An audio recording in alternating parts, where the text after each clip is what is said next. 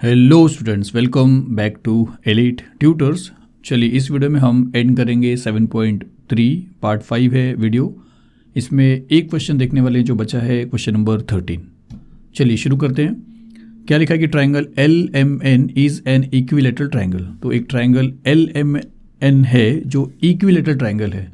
तो अगर ये इक्विलेटरल ट्राइंगल है तो आपको ये पता होगा पहले से कि इसका तीनों जो एंगल है वो इक्वल है और हर एक एंगल 60 डिग्री का है और इसका तीनों साइड भी इक्वल है।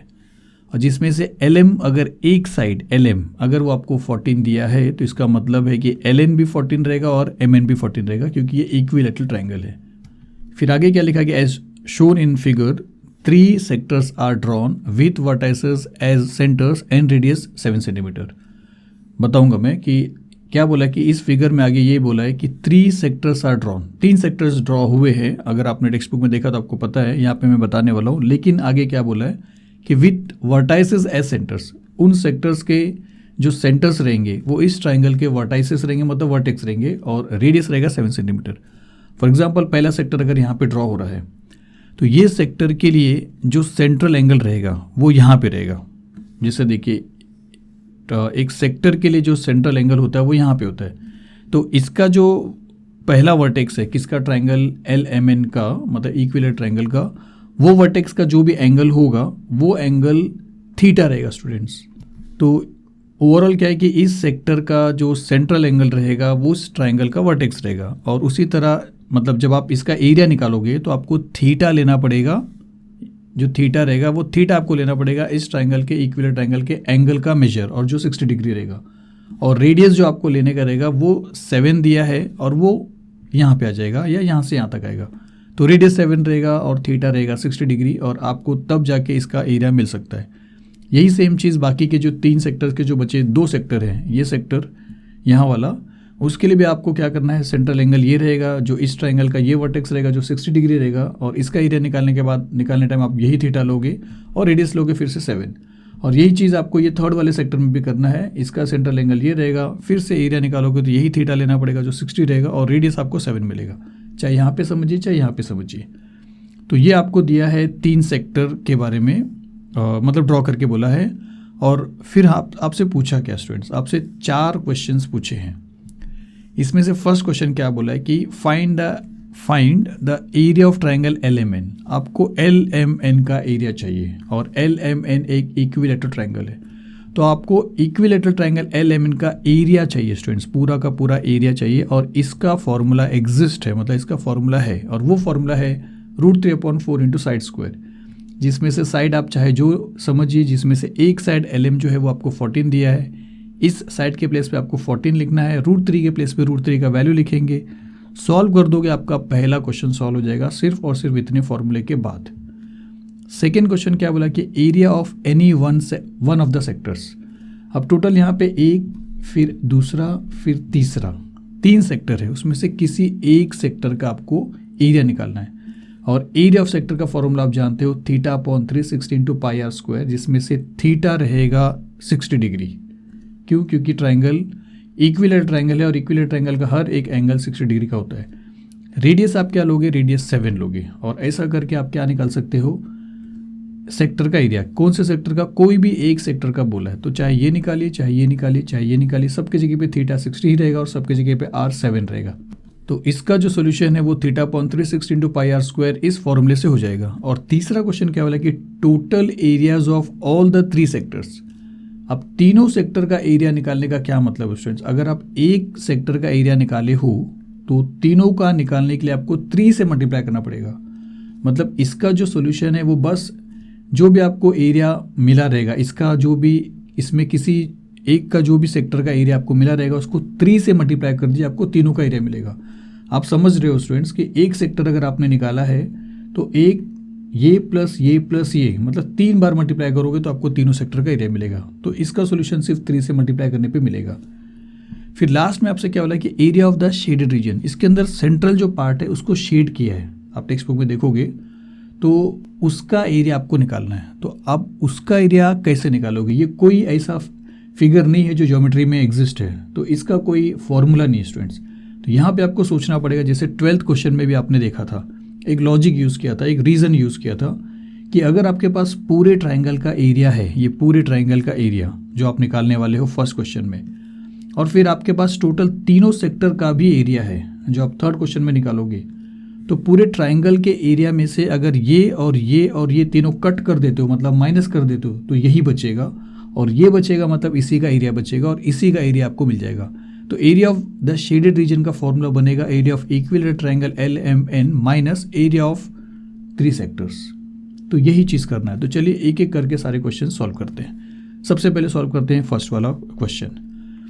तो यहाँ पे फर्स्ट वाले क्वेश्चन को सॉल्व करने से पहले सॉल्यूशन लिखते हैं, और फर्स्ट वाले क्वेश्चन को सॉल्व करने से पहले आपको ये जो पॉइंट्स है इनके नाम लेना पड़ेगा। तो यहाँ पे हम ले लेते हैं कि ये x है, पूरा LM 14 है स्टूडेंट्स, ये याद रखिए, ये y है और ये z है। तो ये हम बताएंगे, तो यहाँ पे हम ऐसा लिखेंगे कि taking points x, y and z as shown in the figure.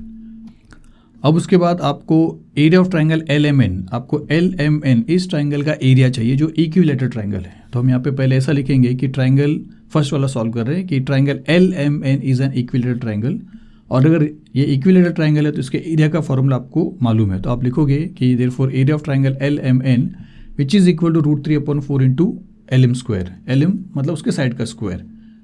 तो अब क्या करना है, आपको वैल्यू लिखना है। तो इक्वल के साइन को सपोज यहाँ पे लिख दिया, √3 के प्लेस पे आप √3 का वैल्यू लिखोगे 1.73, 1.732 भी होता है स्टूडेंट्स, आपकी मर्जी है। अगर आपको दिया है, यहाँ पे दिया नहीं है, अगर दिया है तो आप जो दिया 1.732 दिया है तो वो लीजिए, नहीं तो अगर नहीं दिया तो 1.73 लीजिए।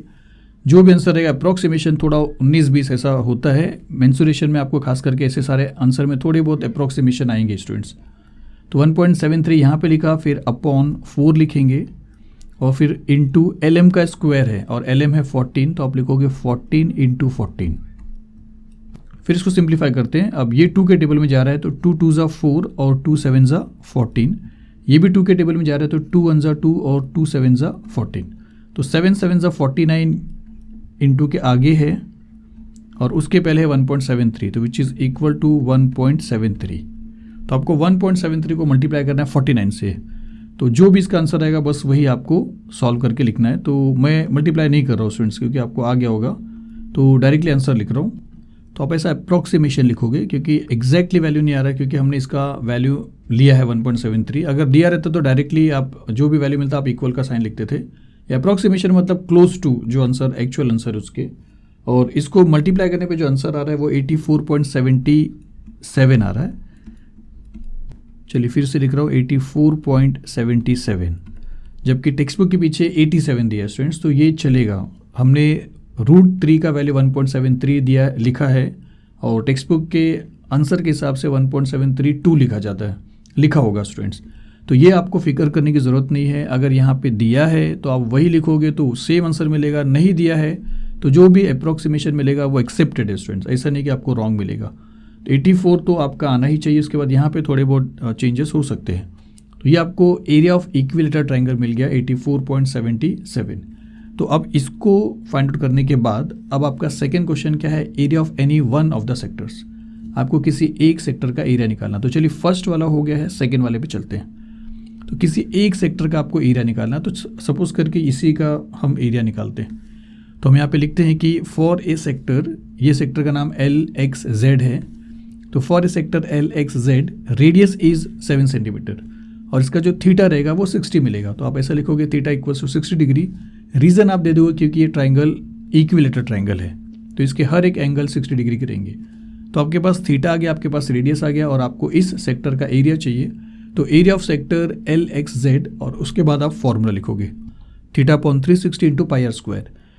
तो यहाँ पे लिखेंगे इक्वल का साइन, थीटा के प्लेस पे आप लिखोगे 60, तो यहाँ पे आ जाएगा 60 अपॉन 360 एज इट इज़ रहेगा 360, फिर मल्टीप्लाई बाय पाई के प्लेस पे पाई का वैल्यू नहीं दिया है, आप लिखोगे 22/7 इंटू आर का स्क्वायर है, आर रेडियस है, रेडियस आपको दिया है 7, तो आप 7 का स्क्वायर लिखोगे तो 7 मल्टीप्लाई बाय 7। इसको सिंप्लीफाई करते हैं, एक 7 आप यहाँ पे कैंसिल कर सकते हो, एक 0 कैंसिल हो सकता है। फिर 6 के टेबल में ये आता है तो 6 1 ज़ा और 6 ज़ा 36। फिर ये दोनों भी देखिए 2 के टेबल में जा सकता है, 2 3 ज़ा 6, 2 1 ज़ा 2, 2 1 ज़ा 2। उसके बाद नीचे 3 बच रहा है और ऊपर 11 इंटू 7, तो 11 7 ज़ा 77, तो विच इज़ इक्वल टू 11 7 ज़ा 77 मल्टीप्लाई बाय डिवाइड बाय 3, तो 11 7 ज़ा 77 और डिवाइड बाय नीचे 3 बच रहा है 3, तो अब इसी को आपको डिवाइड करना है और जो भी आंसर आएगा वो आपका वैल्यू रहेगा।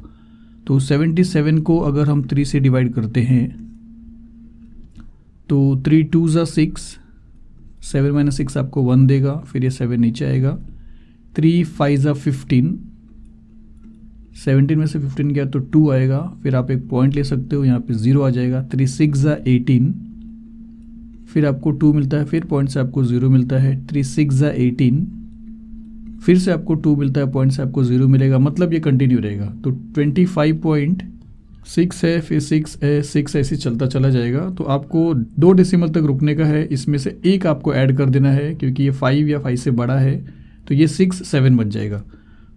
तो आपका आंसर मिलेगा विच इज़ इक्वल टू 25.67। तो आप ऐसा अप्रॉक्सीमेशन का साइन डाल दी क्योंकि राउंड ऑफ किया हमने, और हाँ राउंड ऑफ किया तो आप ऐसा अप्रॉक्सीमेशन का साइन डाल सकते हो। तो आपको एरिया ऑफ 1 सेक्टर मिल गया। अब इसी के आगे जो सिंपल क्वेश्चन है कि total area of all the 3 sector, तो 1 सेक्टर का एरिया अगर 25.67 है तो आपको 3 सेक्टर के लिए क्या करना पड़ेगा, इसको 3 से मल्टीप्लाई करना पड़ेगा 25.67 को। तो चलिए अब इसके बाद 3 सेक्टर के एरिया के लिए हम क्या करेंगे, ऐसा लिखेंगे कि total area of 3 sectors is equal to 3 multiply by area of sector LXZ। जो इसका एरिया निकाला आपने अभी अभी, उसके एरिया को अगर हम 3 से मल्टीप्लाई करेंगे तो टोटल 3 सेक्टर्स के एरिया आपको मिल जाएंगे। तो इसके एरिया अभी आपने निकाला, इसका एरिया भी आपने निकाला, तो हम लिख सकते हैं 3 इंटू 25.67 जो भी जस्ट पीछे हमने किया, which is equal to 77.01 centimetre square. तो आपको तीनों सेक्टर का एरिया मिल गया, मतलब थर्ड वाले का सोल्यूशन मिल गया। अब फोर्थ वाला जो शेडेड पोर्शन है ये वाला, इसका एरिया फाइंड आउट करना है। तो पूरे ट्राइंगल के एरिया में से तीनों सेक्टर के एरिया को माइनस करिए। तो इसका आप लिखोगे कि area of the shaded portion is equal to area of triangle या equilateral triangle LMN minus total area of 3 sectors. तो इसका एरिया आपने निकाला है, इसका एरिया भी आपने अभी अभी निकाला, तो आप लिखोगे विच इज इक्वल टू 84.77 जो पीछे हमने निकाला माइनस 77.01। इसको सब्ट्रैक्ट करोगे तो आपको मिलेगा 7.76 सेंटीमीटर स्क्वायर। तो फिर लास्ट में फाइनली आंसर में आपको इन चारों क्वेश्चन का आंसर जो जो मिला है वो आपको लिख के एंड करना रहेगा। तो चलिए यहाँ पे ये वीडियो फिनिश होता है। 7.3 भी आपका पूरा कंप्लीट हो रहा है। कमेंट्स करिए और वीडियोस के लिए। Thank you very much.